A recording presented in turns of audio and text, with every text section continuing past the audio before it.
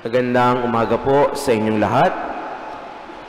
When I was in grade school, I once joined a club named Little Missionaries Club.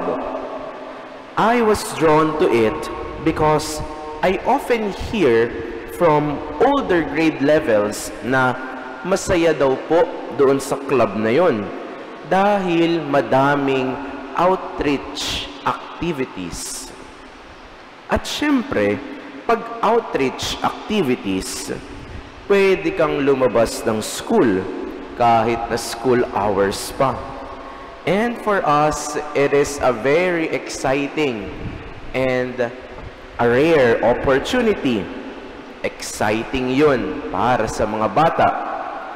But what does it mean to have an outreach? You know, as I reflect last night, I just thought that maybe it came also from its inverted word meaning. Outreach, reach out. To have an outreach activity is to reach out as well to those people in need. Dear friends, we heard in our gospel today how Jesus reached out to the leper.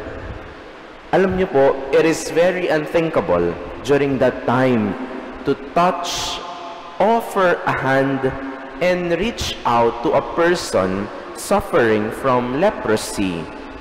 Pinandidirihan po kasi sila, outcast sila, and almost dead na ang turing sa kanila once you are a leper. But see, moved with pity, Jesus stretched out his hand and touched him.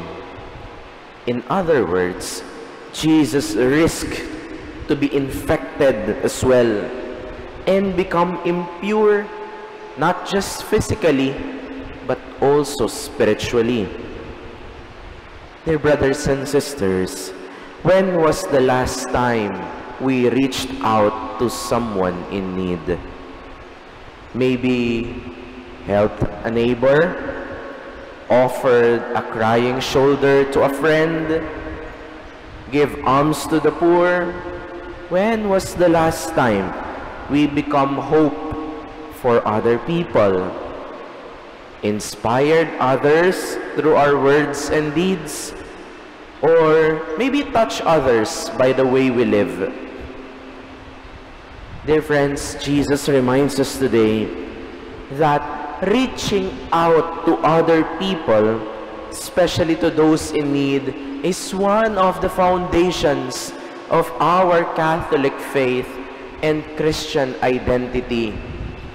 Ibig sabihin po, we cannot separate reaching out to others and being called Catholics and Christians. At magandang paalala din po ito sa atin ng ating responsorial psalm today.